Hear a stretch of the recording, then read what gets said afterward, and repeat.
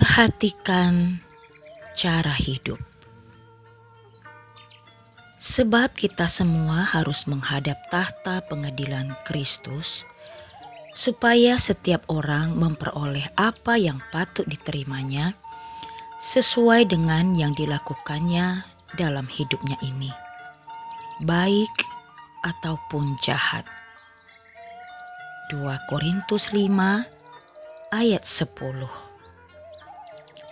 Sudah beberapa tahun ini, bencana atau musibah sering terjadi di negara kita. Berita jatuhnya pesawat yang tidak lagi mengejutkan karena terlalu sering dan tak terhitung lagi jumlah korbannya, tanah longsor, banjir dan gempa bumi, serta yang paling mencekam saat ini adalah serangan flu akibat virus COVID-19. Sesungguhnya masih banyak lagi perkara-perkara yang setiap saat dapat merenggut nyawa manusia.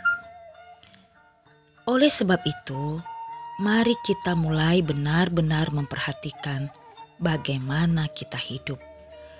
Karena sesungguhnya yang diperhatikan Tuhan bukanlah bagaimana cara kita mati, melainkan bagaimana cara kita hidup. Tuhan sendiri mengalami kematian dengan cara tidak terhormat, yaitu harus tergantung di atas kayu salib. Padahal ada tertulis, terkutuklah orang yang digantung pada kayu salib. Galatia 3 ayat 13. Namun ada rencana indah di balik peristiwa itu. Sesungguhnya hidup di dunia ini hanyalah sementara. Diperibahasakan seperti seseorang yang singgah untuk sekedar minum. Kita ini hanyalah pendatang dan perantau. 1 Petrus 2 ayat 11. Maka dari itu, perhatikanlah dengan saksama bagaimana kamu hidup.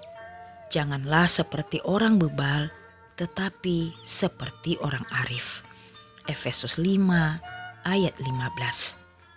Karena setiap orang akan menghadap tahta pengadilan dan mempertanggungjawabkan apa yang sudah diperbuat selama hidupnya. Jadi, waktu yang sangat singkat ini, mari kita gunakan sebaik mungkin. Alkitab menyatakan bahwa hidup ini ibarat orang yang sedang berkemah. Suatu saat nanti, kemah itu akan dibongkar. Namun, bagi orang percaya, Tuhan telah menyediakan suatu tempat kediaman di sorga bagi kita.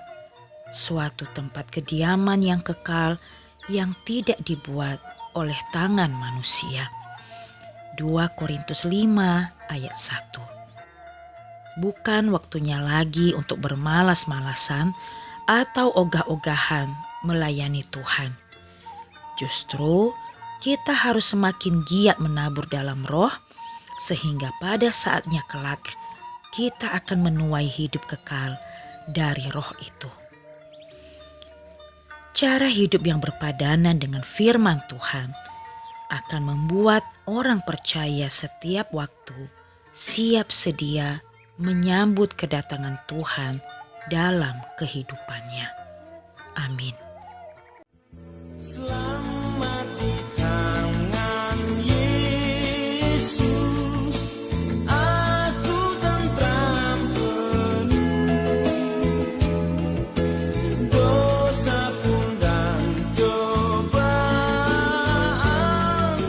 jauh dari diriku.